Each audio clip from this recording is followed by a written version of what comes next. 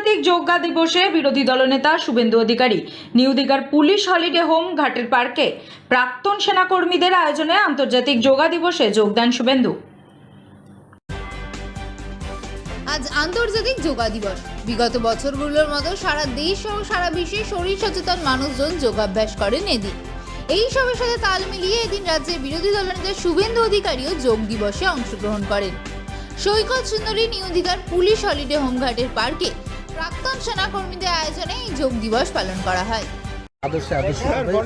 সচেতন মানুষজন তারা সবচেয়ে বড় কথা হচ্ছে এই যোগা দিবসকে গোটা পৃথিবী ফলো করছে এবং আজকে 200-র বেশি দেশে পার্টিসিপেশন হচ্ছে এবং আজকে নতুন নয়, কয়েক বছর ধরে হচ্ছে। এর ফলে শরীরের গঠন, মনের বিকাশ এবং প্রথাগত যে ওষুধপত্রের ব্যবহার, যার পার্শ্ব প্রতিক্রিয়া সবসময় থাকে, সেখান থেকে মানব সমাজ অনেকটা দূরে থাকতে পারছে। সবাই আজকে স্বাস্থ্য সচেতন হয়েছে বলে দেশের গড় আয়ু 80-85 বছর হয়ে গেছে।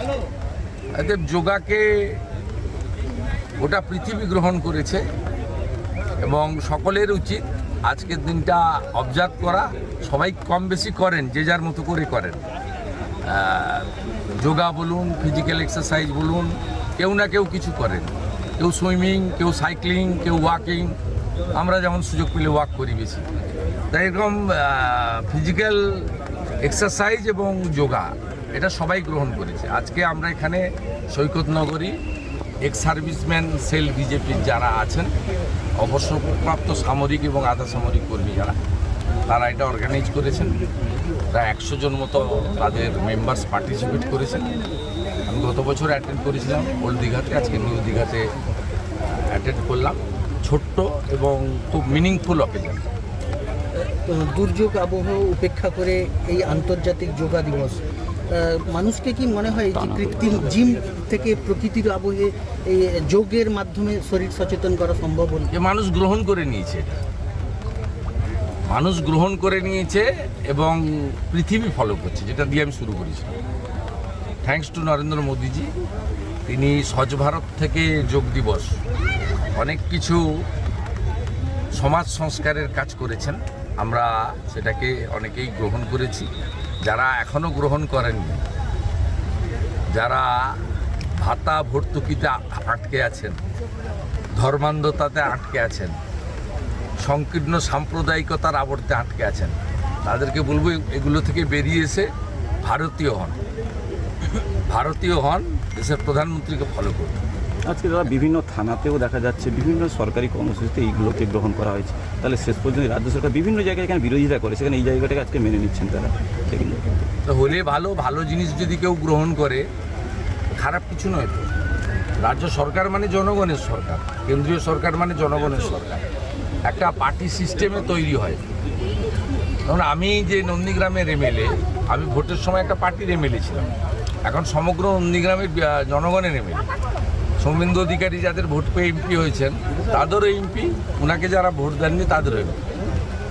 তো স্বাভাবিকভাবে এই বোধ বুদ্ধি ওটা ভারতবর্ষের সব রাজ্যের আছে। আমাদের এই রাজ্যে এই বোধ বুদ্ধির অভাব এখনও আছে। এটা যদি কাটে ভালো। পাশের রাজ্য উড়িষ্যায় ভারতীয় জনতা পার্টির সরকার হয়েছে, 4 বারের এমএলএ মোহন মাঝি, একেবারে প্রান্তিক মানুষ, তিনি মুখ্যমন্ত্রীর দায়িত্ব নিয়েছেন। তিনি কিভাবে 20 বছর মুখ্যমন্ত্রী থাকা নবীন পট্টনায়কজিকে সম্মান দিয়েছেন, তার কাছ থেকে গিয়ে পরামর্শ নিচ্ছেন, তাকে শপথ গ্রহণ অনুষ্ঠানে উপস্থিত করিয়েছেন। উড়িষ্যা আমাদের হাফ, আমরা 42টা লোকসভা, উড়িষ্যা 21টা লোকসভা। তো উড়িষ্যাকে দেখে বাংলাকে শেখা উচিত। আজকে কিছু উড়িষ্যার লোক এখানে এসেছেন যোগ দেওয়ার জন্য আপনাদের এই অনুষ্ঠানে। না, উই আর নেক্সট ডোর নেবার।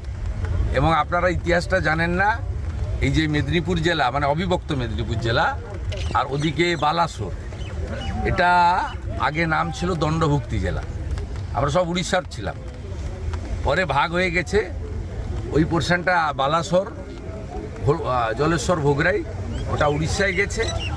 আর ঝাড়গ্রাম, মেদিনীপুর, কাঁথি, দীঘা, আমরা তখন অবিভক্ত মেদিনীপুরে গেছিলাম। পরে প্রশাসনিক কারণে 3 মেদিনীপুরে বিভক্ত হয়েছে। তা আমাদের এখানে ফুড কালচার, পখল, পান্তা এ সবচেয়ে বড় এখানে আমাদের সুস্বাদু এবং প্রিয় খাদ্য। গুন্ডি পান, দোক্তা পান উভয়ের আমাদের আছে, তারপর তো জয় জগন্নাথ আছে। দাদা নেট মামলায় কেন্দ্রের মন্ত্রী বলে ঠিক আছে। কাউকে রেয়াত